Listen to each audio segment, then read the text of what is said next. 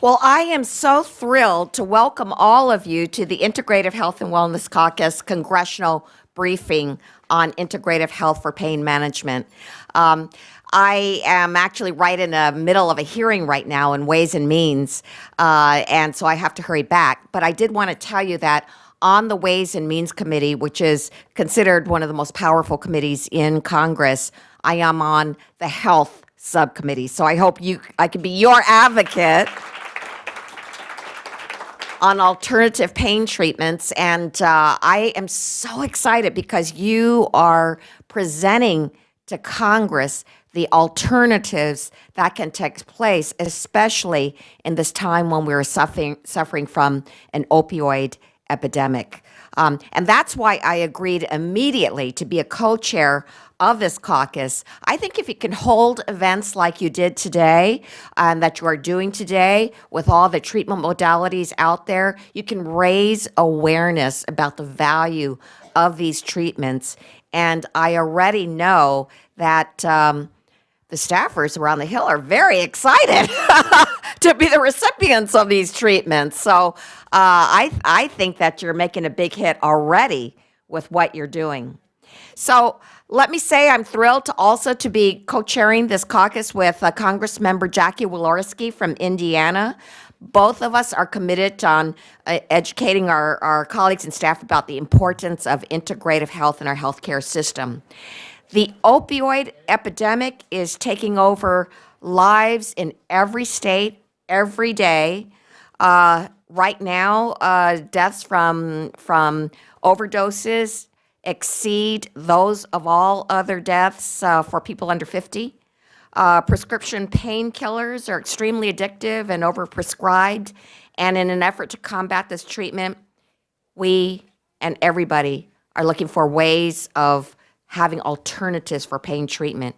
The good news is that studies conducted by NIH have concluded that alternative treatments can be effective in treating conditions like chronic pain. And that is why I was proud to work on language with Congressmember Walorski last year that was ultimately included in the comprehensive opioid package, and that was in H.R. 6, a bill that did pass last year.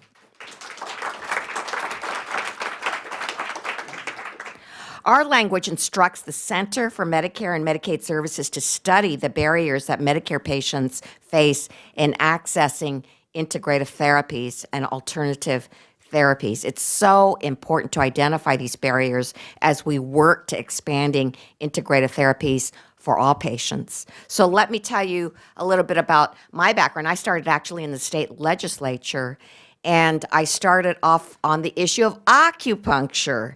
And when I started off, I got elected in 2001. There were very, very few people that knew what acupuncture was about. They had misconceptions and stereotypes. And so we embarked on an effort similar to this, where we had briefings, where we had demonstrations, and people could learn more about acupuncture. And ultimately, we were able to pass numerous bills that, for instance, got acupuncture into the workers' compensation system and many other positive steps forward. So I totally understand how important these alternative therapies are. But here in Congress, our biggest challenge is convincing our fellow members that not only do these integrative therapies work, but that they should be available to all patients no matter how they get their health coverage. That's why this caucus is so important today. These actual demonstrations are so important. So I wish you luck in today's presentation. And if there are any staffers here, I encourage your members to join the Integrative Health and Wellness Caucus. We really want to grow our numbers so that it can be as large and representative of members of Congress as possible. So thank you all so much for being here today.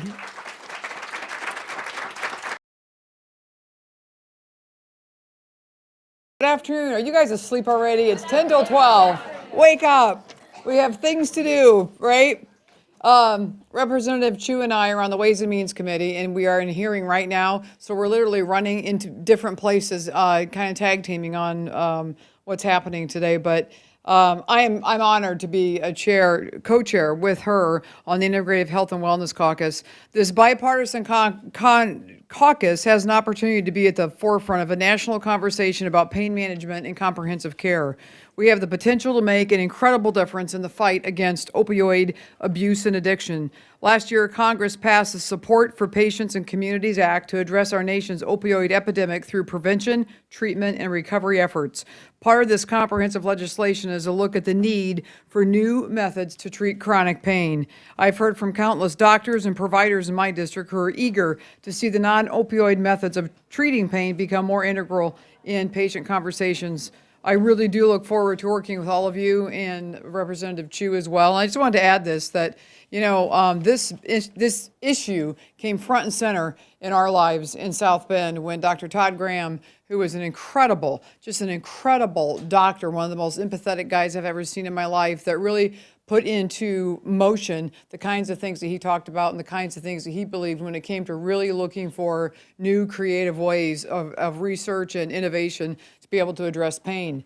And, it was just a little over a year ago when he was shot and killed in the driveway of his own practice by somebody who tried to falsify a way to get opioids. And that person went home and got a gun, came back, and when Todd went to get out of his car, he shot him. Made national news. And, you hate to see something like that happen. It was horrific. He was a very, very good friend of mine and just an upstanding leader in this issue with pain management.